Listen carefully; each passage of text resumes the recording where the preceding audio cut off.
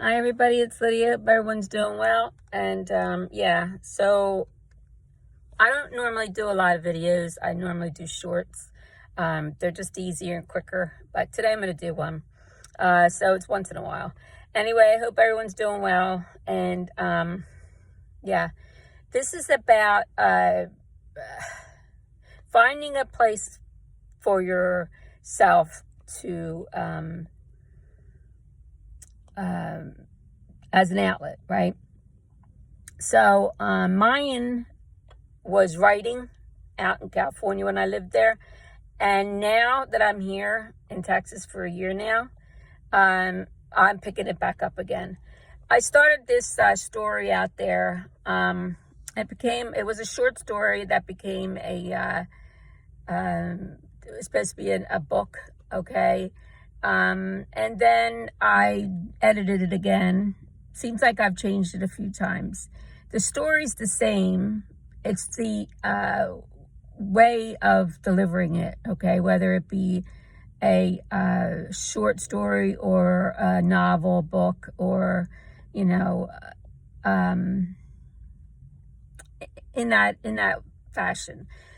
So today I went over to the store. They have a little Starbucks in there.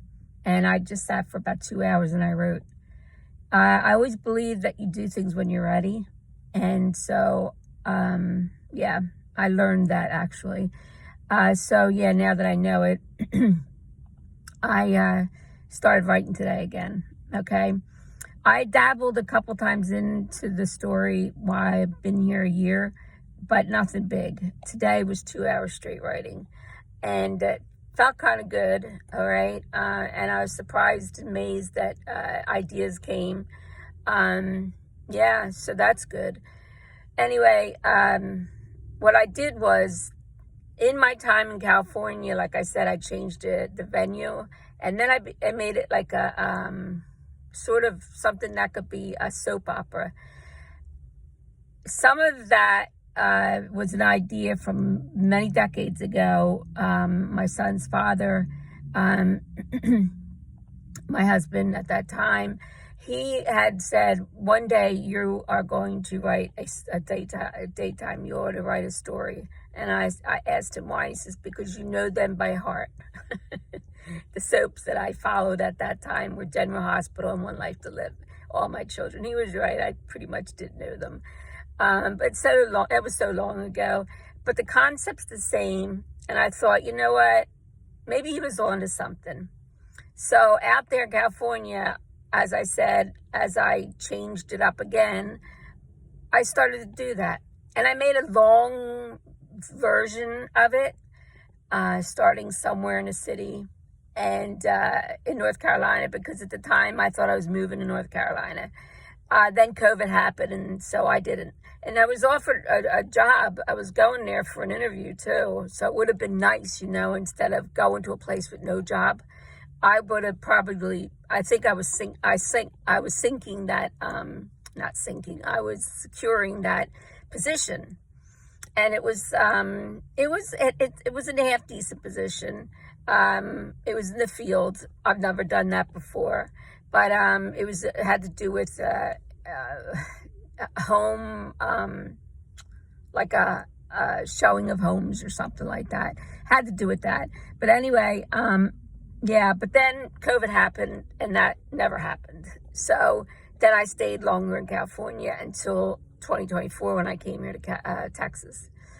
But during that time, I thought, you know what, I'm going to come up with a city name, which I did for my story, based on in North Carolina.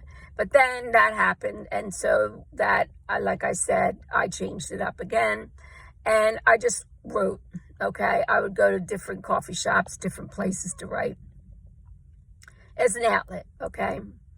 And keeping it alive in me, And then finally, when I came out here, I dabbled a little bit again in it. Nothing steady yet, but today it was 2 hours straight, and it really felt good. And I felt my niche again, as it were, so that I could continually write. So every day, write more. And once I have a really kind of grip on it, I will have somebody I know read it and get their thoughts on it, who is a prolific writer. He's very good. Get his ideas on it. And yeah, so then I decided that's, what I'll do now, because it's come to it. I don't know if I was told I write well in college when I was a return student as an adult, and a single mom at the time. And the professor said I wrote well. And so I thought, okay, well, then maybe I could put that to use. So anyway, I keep remembering what he said to me. And so I practice it. I don't know what else to do with it. So might as well keep writing, right? Keep on writing, right? Yeah, so once I get it into a format, and it's not like all jumbled up or whatever, because you're always constant editing. I found that out in college class. You're always editing when you're writing, constant editing. So so there's that.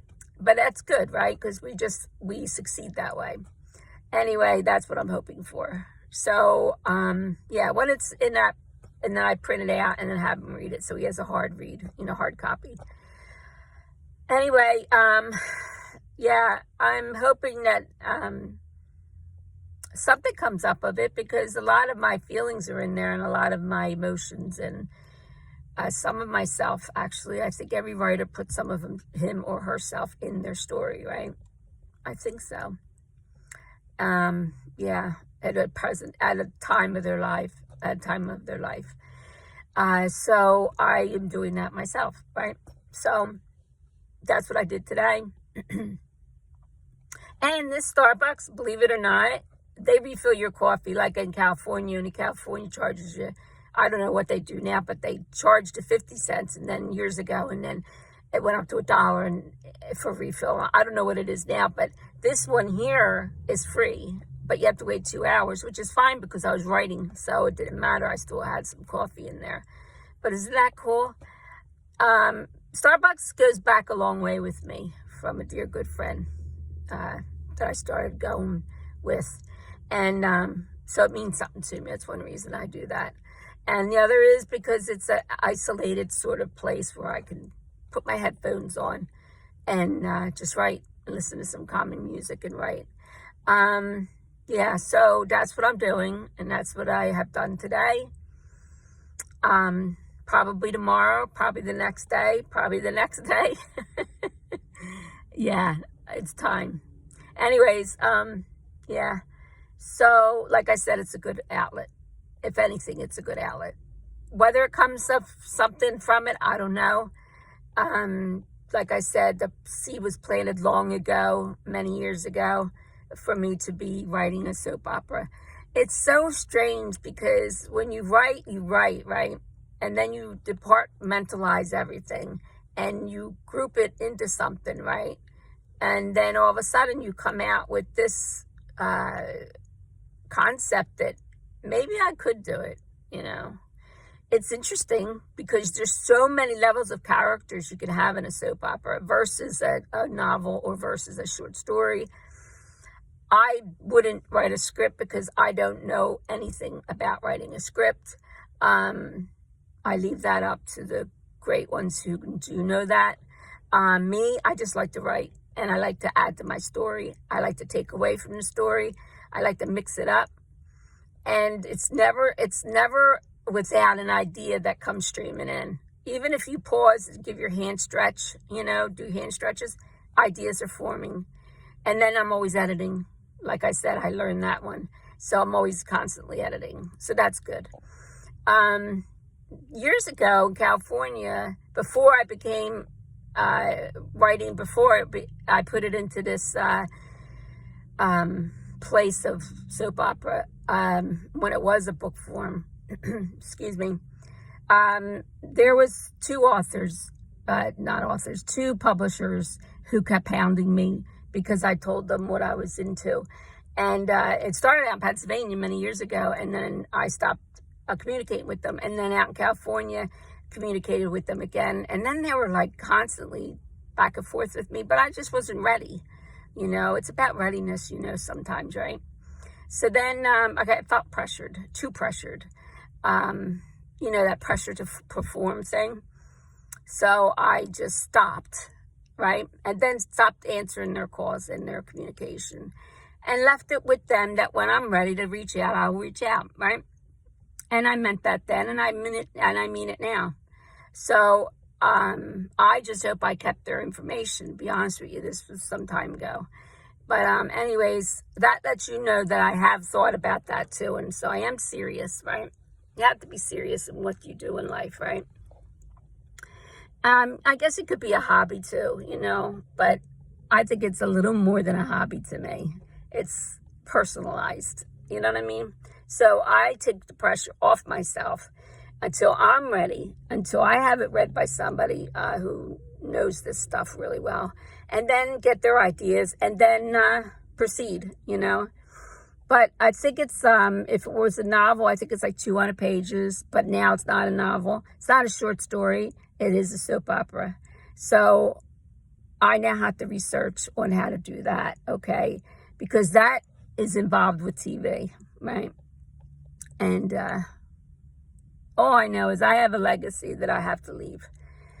My husband left a legacy to his sons, you know, and I have to do the same. My family, I have to leave a legacy. And if I'm hoping that's what it's going to be, I'm hoping. Anyways, thank you for listening.